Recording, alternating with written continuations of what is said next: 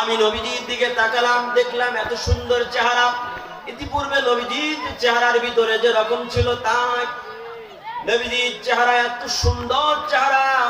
আমার মুসলমান ভাইরা, আল্লাহ পাক রব্বুল আলামিন এই পৃথিবীতে যত নবী আম্বিয়া আলাইহিস সালাম, যত মানুষকে আল্লাহ রব্বুল আলামিন সৃষ্টি করেছেন, সমস্ত সৃষ্টিকুলের ভিতরে আল্লাহ পাক তার নবীকে সর্বশ্রেষ্ঠ সৌন্দর্য দিয়ে সৃষ্টি করেছেন। বলেন সুবহানাল্লাহ। কি রকম সৌন্দর্যওয়ালা নবী ছিলেন আমার ভাইরা। আল্লাহর নবী, বিশ্ব নবীর সাহাবীরা এই দ্বীনের জন্য, ইসলামের জন্য, তাওহীদের জন্য, রিসালাতের জন্য দাওয়াত দিতে গিয়ে নবীর সাহাবীরা একদিন নয়, 2 দিন নয়, 3 দিন, 4 দিন, 7 দিন পর্যন্ত চুলায় আগুন জ্বলত না, খাবারের ক্ষুধার যন্ত্রণায় ছটফট করত। সাহাবায়ে কেরাম রিদওয়ানুল্লাহি তাআলা আজমাইন সবচেয়ে যতক্ষণ বেশি ক্ষুধার্ত হতেন, আল্লাহ নবী মুহাম্মদুর রাসূলুল্লাহ সাল্লাল্লাহু আলাইহি ওয়াসাল্লামকে তারা খোঁজার জন্য মসজিদ নববীতে আসতেন। আর আল্লাহ নবীর চেহারা দেখে এই ক্ষুধার্ত সাহাবীরা তাদের ক্ষুধাগুলো নিবারণ হয়ে যেত। বলেন সুবহানাল্লাহ। সাহাবীরা বলেছেন, আমরা যখন ক্ষুধার্ত ছিলাম, 1 নয়, 2 নয়, 3টি 7টি পাথর বেঁধেছিলাম ক্ষুধার থেকে, ক্ষুধার নিবারণের জন্য। কিন্তু আল্লাহর নবীর চেহারা মোবারক যখন আমরা দেখতাম, নবীজির চেহারা দেখে আমাদের 7 দিন আর 3 দিনের ক্ষুধা আমাদের নিবারণ হয়ে যেত। কি সৌন্দর্যওয়ালা নবী আমার ছিলেন। ও মুসলমান ভাইয়েরা আমার, শুধু তাই নয়, আল্লাহর নবীর চেহারা মোবারক এত সুন্দর ছিল যে মক্কা যখন বিশ্বনবী সাল্লাল্লাহু আলাইহি সাল্লাম তাওহীদের দাওয়াত দিয়েছেন, বিভিন্ন রাষ্ট্র থেকে পর্যটকেরা যখন বিশ্ব নবীর কে দেখার জন্য নবীজি ওই কাবা শরীফ তাওয়াফ করার জন্য আসতো, আল্লাহর নবী এই সুযোগটা কাজে লাগিয়েছেন। আল্লাহর নবী মুহাম্মদুর রাসূলুল্লাহ এই আগত সমস্ত হাজীদেরকে তাওহীদের দাওয়াত দিয়েছেন, রিসালাতের দাওয়াত দিয়েছেন। কাফের বেঈমানরা ষড়যন্ত্র শুরু করে দিয়েছে যে মুহাম্মদ একজন পাগল মক্কায় আছে, ওই পাগলের কাছে তোমরা কেউ যেও না। আমার ভাইয়েরা, ইতিহাসের পাতায় লেখা হয়েছে আল্লাহর নবীকে যারা পাগল করেছে, ওই পাগলের কাছে যেও না। লোকেরা ভাবলো, আরে কেমন পাগল, পাগল তো দেখতে হয়। এই লোকগুলি যখন পাগল দেখার জন্য আল্লাহর নবীর সামনে যখন দাঁড়াতেন, নবীজির চেহারার দিকে তাকিয়ে ইতিহাসের পাতায় লেখা হয়েছে, আমার ভাইয়েরা, ওই লোকগুলির মুখ থেকে এই কথা বেরিয়েছে, আরে পাগল তো অনেক দেখেছি, কিন্তু এরকম চেহারার পাগল আমরা কোনোদিন দেখি নাই। এত সুন্দর উস্কো খুস্কো চুল আর দাঁতগুলি যেন মণিমুক্তার মতো। এই লোকটি কখনো পাগল হতে পারে না। আবু জেহেল উতবা সাহেবাদের ষড়যন্ত্র নিমিষের ভিতরে শেষ করে দিয়েছেন তিনি কে? আবু জেহেল উতবা সাহেবারা ভেবেছে যে আল্লাহর নবীকে পাগল বললে তারা কেউ ওখানে যাবে না, আর মুহাম্মদ সাল্লাল্লাহু আলাইহি সাল্লামের যে মিশন নিয়ে পৃথিবীতে এসেছেন সেই মিশনও তার সাকসেস হবে না। সেটা কি সম্ভব হয়েছে? কথা বলেন, সম্ভব হয়েছে? নবীজিকে দেখার জন্য যখন পর্যটকরা গিয়েছে, নবীজির চেহারা দেখে মুগ্ধ হয়ে তারা কালিমার পতাকায় তারা শামিল হয়েছে। বলেন সুবহানাল্লাহ। কষ্ট হয় আমার ভাইয়েরা। হযরত আবু হুরায়রা বলেন, আমি নবীজির চেহারার দিকে তাকিয়ে এত খুশি হয়েছি, এত খুশি হয়েছি যে মক্কার সবচেয়ে সেই সময় দামি উট, যেমন আমার দেশের সবচেয়ে বর্তমান দামি জিনিসটার নাম হচ্ছে স্বর্ণ, ঠিক কিনা বলেন, সোনা।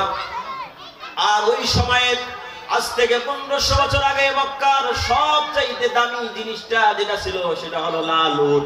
আবু হুরায়রা বলেন, আমি নবীজির চেহারার দিকে তাকিয়ে যে খুশি হয়েছি, এই অবস্থায় যদি আমাকে বিনা শর্তে এমনিতেই পাও, যদি কেউ আমাকে লাল উটের মালিক বানায় দিত, তারপরও নবীজির চেহারার দিকে তাকিয়ে যে আমি খুশি হয়েছি, এই লাল উট পাওয়ার পর আমি এরকম খুশি হতাম না।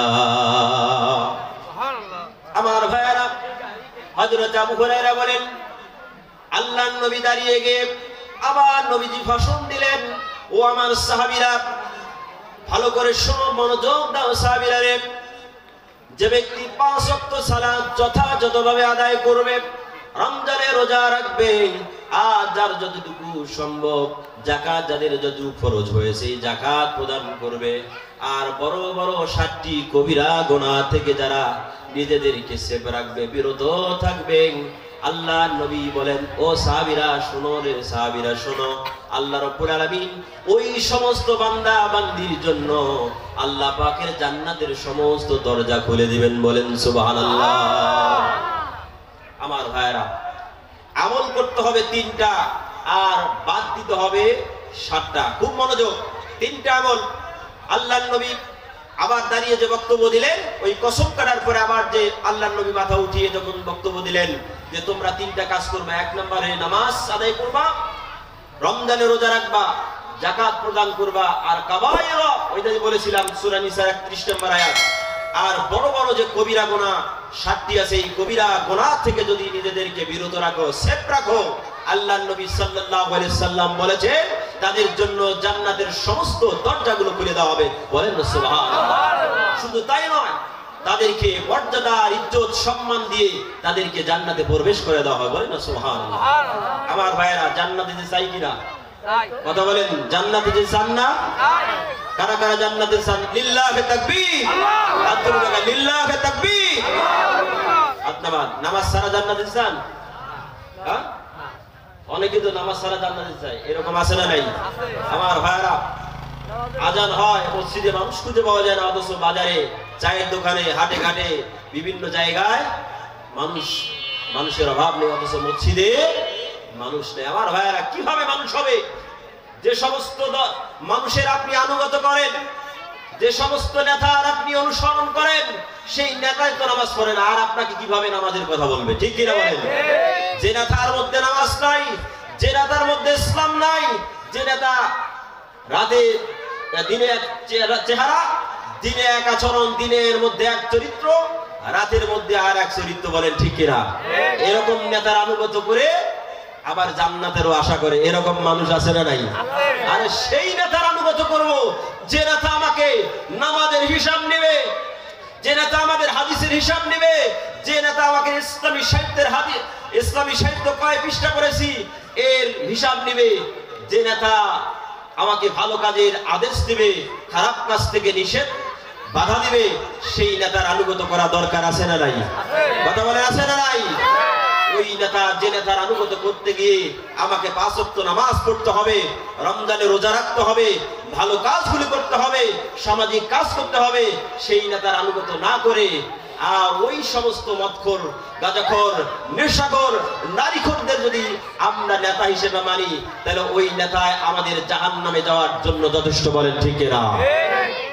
আমার ভাইয়েরা, কষ্ট হয়? তাহলে জান্নাতে যেতে গেলে শর্তে না বিনা শর্তে? কথা বলেন না কেন? শর্তে যেতে হবে। ইদা ফাতাশাল ফাতাল বাসুদ। আল্লাহ তো জান্নাতের ওয়াদা দিয়েছেন, কিন্তু শর্ত পূরণ হলেই জান্নাত দিবেন। শর্ত হচ্ছে নামাজ পড়তে হবে, রমজানে রোজা রাখতে হবে, আর যাকাত দিতে হবে। আমার ভাইরা, বাংলাদেশের মানুষ যদি 5 ওয়াক্ত সালাত আদায় করে, রমজানে রোজা রাখে, আর যাকাত ভিত্তিক জীবন ব্যবস্থা চালু করে, বাংলাদেশের ভিতরে গরিব খুঁজে পাওয়া যাবে? ফকির খুঁজে পাওয়া যাবে? মিসকিন খুঁজে পাওয়া যাবে? আওয়ামী খুঁজে পাওয়া যাবে?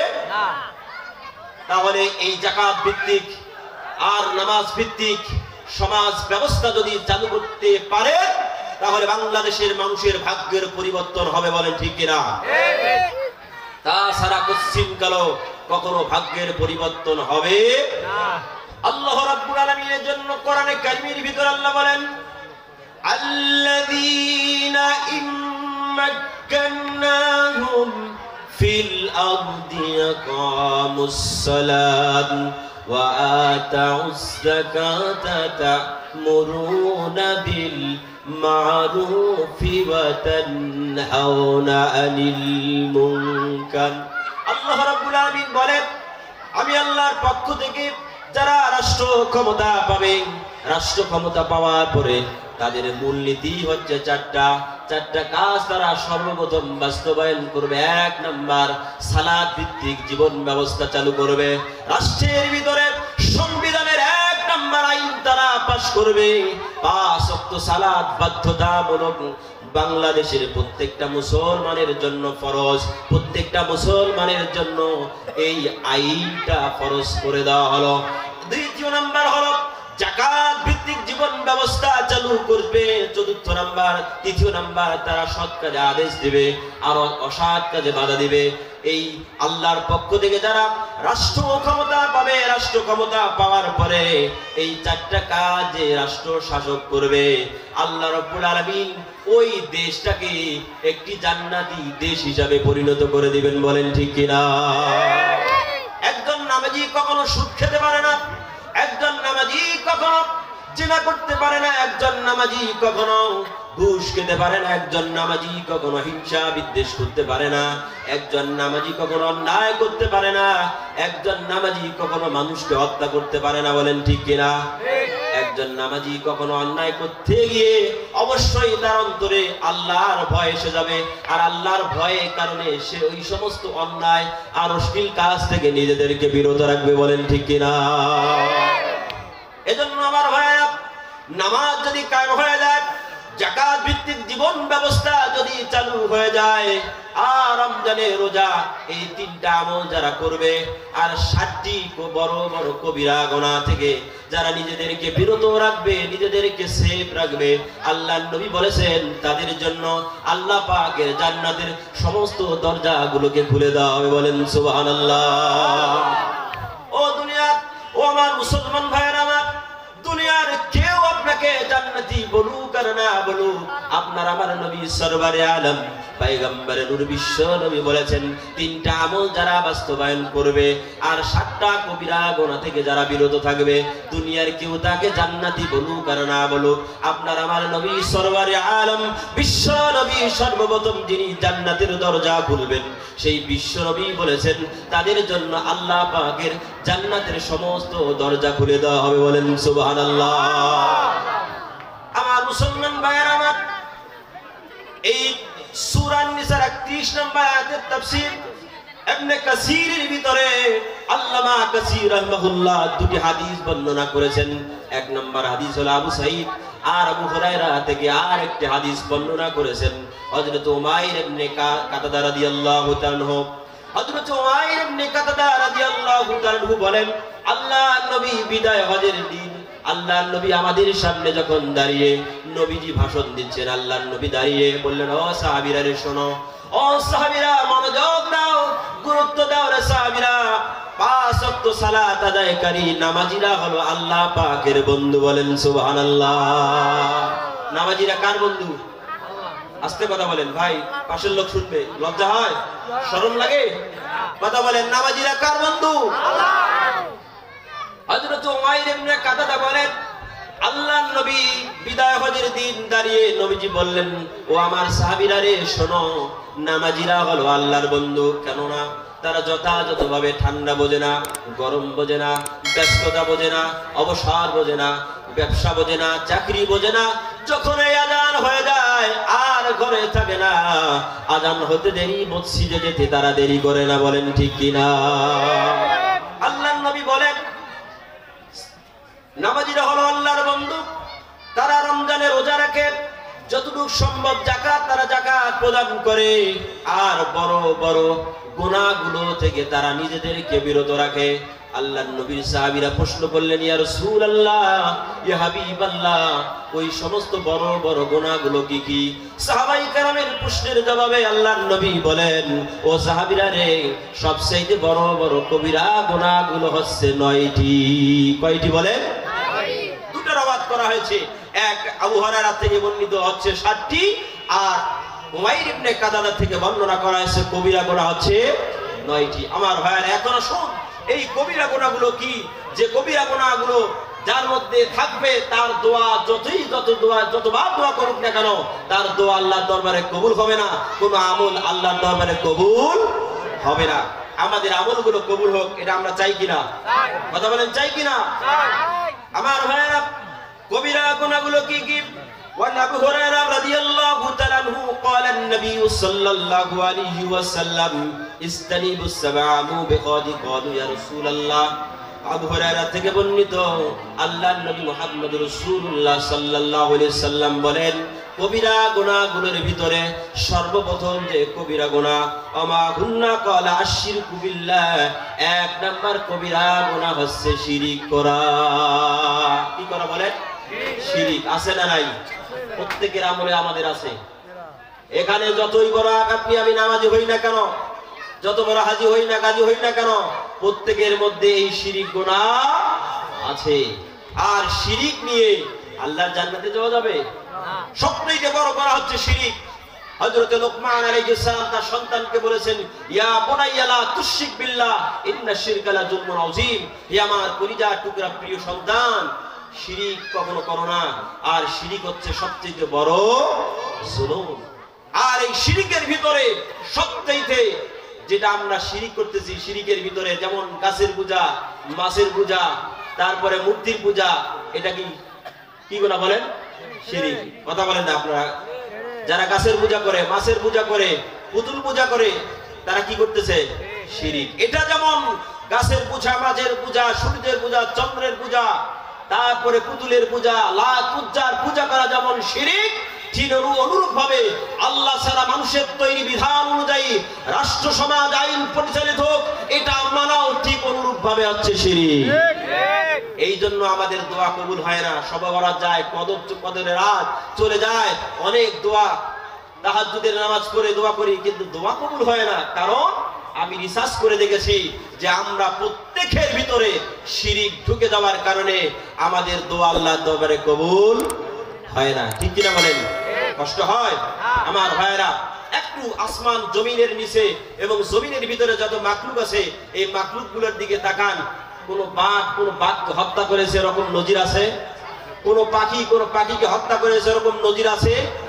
কোন প্রাণীর মধ্যে আঘাত বা মনে করেন আকাশের দিকে তাকান, সূর্য যা চন্দ্রের সঙ্গে মারামারি করে এরকম আছে? তারকারাজি আর একটা তারকারাজির সঙ্গে মারামারি করে এরকম ইতিহাস আছে? কথা বলেন আছে না? আছে। কিন্তু এই বাংলাদেশের কথা বলেন, মানুষে কখন অন্যায় ভাবে কত মানুষকে হত্যা করে এরকম দৃশ্য আপনারা দেখেন নাই? কথা বলেন দেখেন নাই? 2006 সালে 28 অক্টোবর আমরা দেখেছি এদেশের মানুষের উপর কি রকম নির্যাতন করা হয়েছে। মানুষকে মেরে মানুষের লাশের উপর নৃত্য করা হয়েছে। বলেন ঠিক কিনা? এরা কোন মানুষ? এরা কি মানুষ? না। কথা বলেন, এরা কি মানুষ? আমার ভাইরা, ওই যে পাখিদের দিকে তাকান, ওই যে বন জঙ্গলের দিকে তাকান, আসমানের চন্দ্র সূর্য নক্ষত্র দিকে তাকান, প্রত্যেকটা সৃষ্টিকুল আল্লাহর আইনের মধ্যে তারা সীমাবদ্ধ। এজন্য তাদের মধ্যে কোনো মারামারি, কোনো কাটাকাটি নাই। বলেন ঠিক কিনা? কোনো অন্যায়, কোনো কিছুই নাই। যদি আমাদের রাষ্ট্র সমাজের ভিতরে ওই মানব রচিত আইন নয়, আল্লাহ রচিত বিধান অনুযায়ী যদি রাষ্ট্র সমাজ আর ওই সংবিধান যদি পরিচালিত হতো, তাহলে কোনো মানুষ কোনো মানুষকে হত্যা করতো না, কোনো মানুষ কোনো মানুষের উপরে নির্যাতন আর অত্যাচার হতো না। বলেন ঠিক কিনা? কথা বলেন না কেন? ঠিক কিনা আমার ভাইরা? এজন্য আসুন, যতই চেষ্টা করেন এই পৃথিবীতে কালমা আসলিরা অনেক চেষ্টা করেছে পৃথিবীর মানুষকে শান্তি দেওয়ার জন্য, কিন্তু তারা পারেনি। কশ্চিৎকালও কোনোদিন পারবে না যতদিন পর্যন্ত রাষ্ট্র সমাজের ভিতরে আল্লাহর জমিন, আল্লাহর চন্দ্র, আল্লাহর নক্ষত্র, আল্লাহর সব আইন যদি আল্লাহ না চলে, ততক্ষণ পর্যন্ত শান্তি পাওয়া যাবে না। আমার ভাইয়েরা, এই জায়গায় সমস্যা। যখনই বলবেন আল্লাহর আইন, তখন এই সমস্যা যে হুজুর রাজনীতির কথা বলতেছে। আমি কি রাজনীতির কথা বললাম? আমার ভাইয়েরা, আপনাকে আমাকে সৃষ্টি করেছেন কে? আল্লাহ। এই যে জমিনে ফসল রোপণ করেছেন, এটা আপনি আমি রোপণ করেছেন, ফল দিবেন কে? আল্লাহ। কথা বলেন না, ফল দিবেন কে? আল্লাহ। আগামীকাল যে সূর্য উঠবে, সূর্য আলো দিবেন কে? আল্লাহ। চন্দ্রের আলো দেন কে? আল্লাহ। নক্ষত্র তারকারি এই খুঁটি ছাড়া আসমান সৃষ্টি করেছেন কে? আল্লাহ। আপনাকে আমাকে রিজিক দিচ্ছেন কে? আল্লাহ। হায়াত দিয়েছেন কে? আল্লাহ। মৃত্যু দিবেন কে? আল্লাহ। তাহলে আইন দিয়েছেন কে? আল্লাহ। তা আল্লাহর আইন ছাড়া, মানুষের তৈরি আইন মেনে আপনি আল্লাহর জান্নাতে যেতে চান? এত সহজ? হ্যাঁ, যাবেন আল্লাহর জান্নাত চলে যাবেন? সব আল্লাহর আইন চলবে আল্লাহর, এই স্লোগান সামনে রেখে আমাদেরকে পথ চলতে হবে। রাজি আছি তো ইনশাআল্লাহ? আগামীর দেশ হবে কোরআনের দেশ। ঠিক কিনা বলেন? আগামীর পার্লামেন্ট হবে কোরআনের পার্লামেন্ট। রাজি আছি তো ভাইরা? লিল্লাহি তাকবীর, লিল্লাহি তাকবীর। আল্লাহ আমাদেরকে কবুল করুক। আমার ভাইরা, তাহলে এক নাম্বার হচ্ছে শিরিক। এই সবচেয়ে বড় যে কবিরা গুনাহ, এই কবিরা গুনাহর ভিতরে 1 নাম্বার হচ্ছে শিরিক করা। শিরিক করবেন না? শিরিক করা যাবে না, কিন্তু শিরিক করতেছি। কিন্তু আমাদেরকে প্রচেষ্টা চালাতে হবে মানব রচিত আইনকে উৎখাত করে আল্লাহ রচিত বিধান অনুযায়ী রাষ্ট্র সমাজ পরিচালিত হোক। এটা চেষ্টা যদি করে মৃত্যুবরণ করেন তাহলে আপনি শিরিক থেকে বাঁচতে পারবেন, তাছাড়া শিরিক থেকে বাঁচার সম্ভাবনা নাই। আল্লাহ আমাদেরকে প্রত্যেককে যেন এই শিরিক গুনাহ থেকে যেন মাফ করে সকলে আমিন। আমার ভাইরা, তারপরে শিরিক গুনার মধ্যে সবচেয়ে কবিরা বড় গুনার ভিতরে 1 নাম্বার হচ্ছে শিরিক করা, 2 নাম্বার হচ্ছে জাদু করা। আছে না নাই? আমার ভাইরা, কোরআন দিয়ে জাদু করে মানুষকে হত্যা করা যায়, এটা জানেন আপনারা? হ্যাঁ, কবিরা গুনাহ, কিন্তু শিরিক করতে হবে। শিরিক করে মানুষকে হত্যা করা যায় জাদুটা না করে। এজন্য এই সবচেয়ে বড় কবিরা গুনার ভিতরে এটা যুক্ত করা হয়েছে যে জাদুটা না করা কবিরা গুনাহ। কি গুনাহ বলেন? কবিরা গুনাহ। 2 নম্বর হচ্ছে শরীয়ত সম্মত অর্থাৎ অন্যায়ভাবে কোনো মানুষকে হত্যা করা হচ্ছে কবিরা গুনাহ। হচ্ছে কিনা বলেন? কথা বলেন। অন্যায়ভাবে কত মানুষকে হত্যা করা হয়েছে আমার ভাইরা।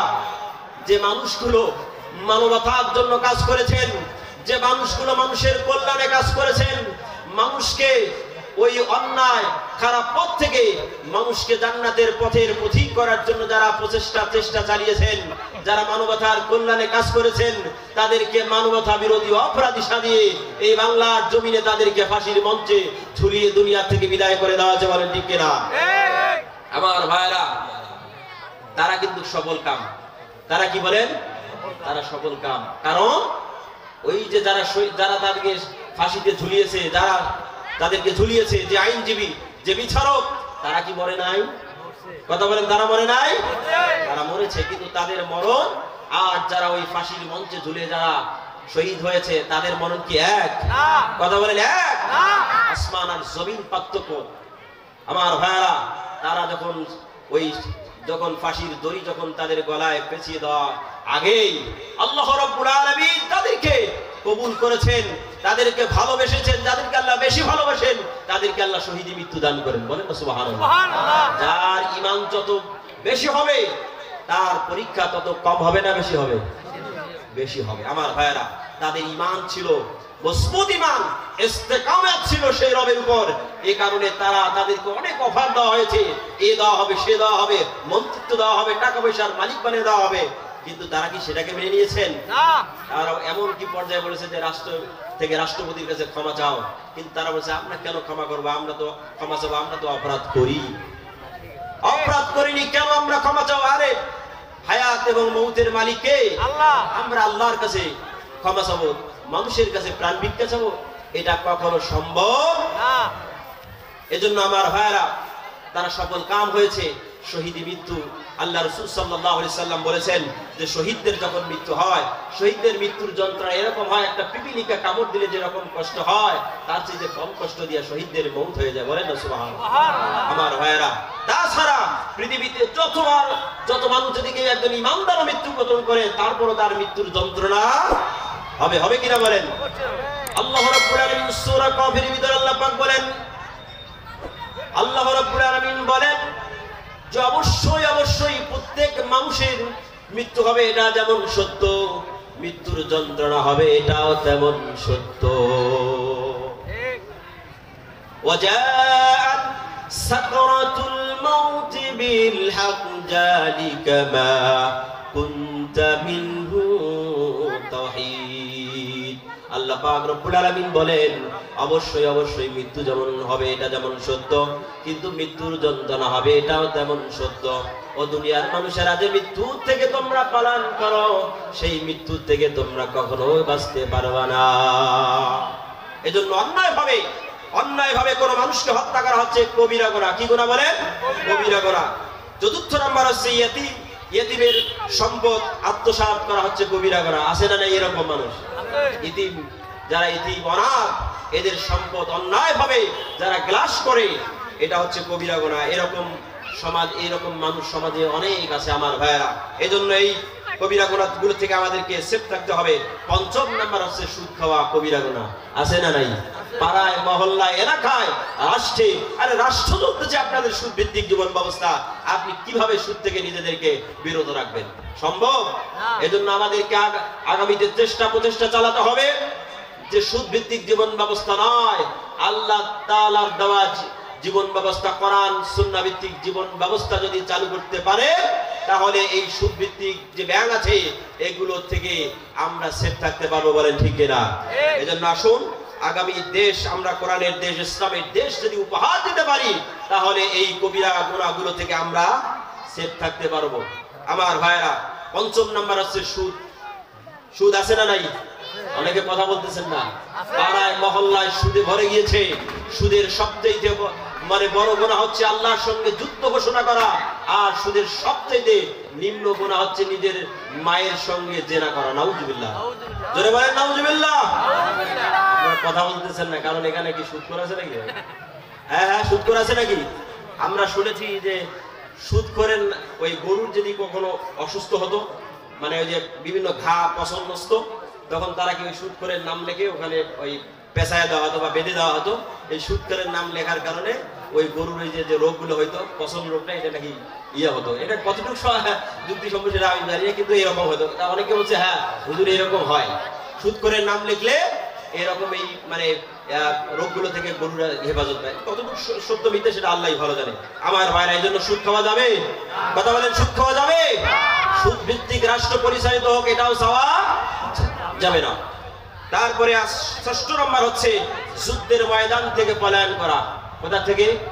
যুদ্ধের ময়দান, মানে আল্লাহর জমিনে আল্লাহ দ্বীন প্রতিষ্ঠার জন্য জিহাদের ময়দান থেকে পলায়ন করা হচ্ছে কবিরা গুনাহ। ৭০ নম্বর হচ্ছে সরলা সতী মুমিন নারীদের উপর মিথ্যা অপবাদ দেওয়া হচ্ছে কবিরা। কয়টা বললাম? কথা বলেন, কয়টা হলো? ৭টা। এই হাদিসে আবু হুরায়রা থেকে বলা হয়েছে ৭টি কবিরা গুনাহ।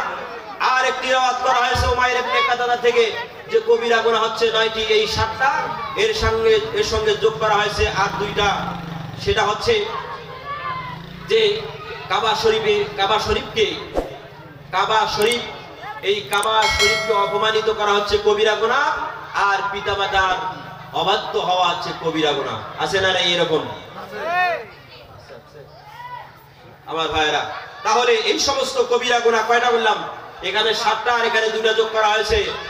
2টার মধ্যে পিতামাতার অবাধ্য হওয়া কবিরা গুনাহ, আর ওই কাবা শরীফকে গালি দেওয়া, কাবা শরীফকে অপমানিত করা হচ্ছে কবিরা গুনাহ। আমার ভাইরা, এজন্য এই সমস্ত যদি বড় বড় কবিরা গুনাহ থেকে যদি নিজেদেরকে আমরা বিরত থাকতে পারি তাহলে আল্লাহর নবী মুহাম্মদুর রাসূলুল্লাহ সাল্লাল্লাহু আলাইহি সাল্লামের ঘোষণা হলো তাদের জন্য আল্লাহ পাকের জান্নাতের সমস্ত দরজাগুলো খুলে দেওয়া হবে। বলেন না সুবহানাল্লাহ। আমার ভাইরা, তারপরে ওই যে কাতাদা রাদিয়াল্লাহু থেকে বর্ণিত উমাইর ইবনে কাতাদা, আল্লাহ নবী বললেন যে কবিরা গুনাহ হচ্ছে 9টি। তারপরে 9টি বলার পর আল্লাহ নবী সাল্লাল্লাহু বললেন তোমরা যথাযথভাবে 5 ওয়াক্ত সালাত আদায় করো, রমজানে রোজা রাখো আর যাকাত দাও। এটা যদি তোমরা করতে পারো তাহলে আমি নবী মুহাম্মদুর রাসূলুল্লাহ সাল্লাল্লাহু আলাইহি ওয়াসাল্লাম যে জান্নাতে থাকবো, যে বিশাল অট্টালিকা, প্রস্তুত অট্টালিকা জান্নাত, যার মণিমুক্তা, স্বর্ণ মণিমুক্তা দিয়ে তৈরি, সেই জান্নাতে আমি নবীর সঙ্গে তারা জান্নাতে থাকবে। বলেন না সুবহানাল্লাহ। তাহলে এই কবিরা গুনাহগুলো থেকে নিজেদেরকে সেভ করা দরকার আছে না নাই? কথা বলেন, আছে না নাই? জান্নাতে যদি যেতে চান এই কবিরা গুনাহগুলো থেকে নিজেদেরকে সেভ রাখতেই হবে। ঠিক কিনা বলেন? আমার ভাইরা, তার মধ্যে 7ম নাম্বার যেটা আমি বলেছি যে সরলা সতী সাধবী নারীর উপর মিথ্যা অপবাদ দেওয়া হচ্ছে কবিরা গুনাহ। কোন মানুষের উপর, মানে কেউ অপরাধ করেনি, ওই নিরপরাধ মানুষকে অপরাধী বানা হচ্ছে কবিরা গুনাহ। এই যে 16 বছর আমরা দেখেছি কত মানুষের উপর মিথ্যা অপবাদ দিয়ে জেলে পাঠিয়ে দেওয়া হয়েছে। বলে ঠিক না? আমার ভাইরা, আমি নিজেও শিকার হয়েছি মিথ্যা অপবাদ। আমি নাকি ভাঙচুর করেছি, লুটতরাজ করেছি। এটা কি সম্ভব? পাগলও বিশ্বাস করবে? আমার তো মনে হয় শয়তানও বিশ্বাস করবে না। কেন? যে একজন আলেম, একজন জ্ঞানী ব্যক্তি, একজন জ্ঞানহীন ব্যক্তি কি সমান হতে পারে? পাগল আর ভালো মানুষ কি সমান? আমার ভাইরা, তাহলে একজন আলেম ইন্নাল্লাহা ইয়াশা মিন ইবাদিহিল উলামা, পৃথিবীর সমস্ত মানুষের ভিতরে আল্লাহ পাকের কাছে সবচেয়ে বেশি যারা আল্লাহকে ভয় করে তারা হচ্ছে উলামায়ে কেরাম। কারা ভয় করে? উলামায়ে কেরাম। আল্লাহ বলেছেন এই আলেমেরা কি মানুষের বাড়িতে ডাকাতি করতে পারে? কথা বলেন, ভাঙচুর করতে পারে?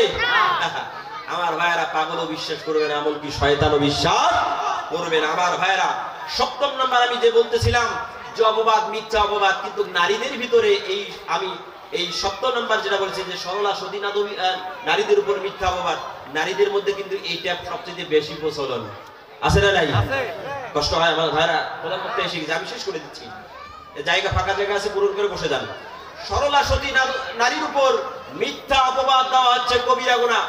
আমার ভাইয়েরা, ইমাম মালিক রাহমাহুল্লাহ জীবনীতে আমি একটি ঘটনা পেয়েছি, তুলে ধরবো, বলবো। ইমাম মালিক রাহমাহুল্লাহ জীবনীতে তিনি একটা ঘটনা বর্ণনা করেছেন। তিনি বলেছেন যে সেই জামানায় এক নারী মারা গিয়েছে, ইন্তেকাল করেছে। ওই নারী মৃত্যু, অর্থাৎ নারীকে গোসল করার জন্য নারীর প্রয়োজন, ঠিক কিনা বলেন? পুরুষের গোসলের জন্য পুরুষের প্রয়োজন। ইমাম মালিক রাহমাহুল্লাহ বলেন যে নারী মারা গিয়েছে, ওই নারীকে গোসল করার জন্য অন্য পাড়া থেকে একজন নারী এসেছে। ওই নারী যখন গোসল করাবে, এরকম করে তার শরীরের পোশাকগুলো যখন আস্তে আস্তে করে খুলতেছে, আর তার রানের উপরে যখন এই হাত দিয়েছে, হাত দেওয়ার সঙ্গে সঙ্গে তার হাতটা সেখানে লেগে গিয়েছে। কি লেগে গিয়েছে বলেন?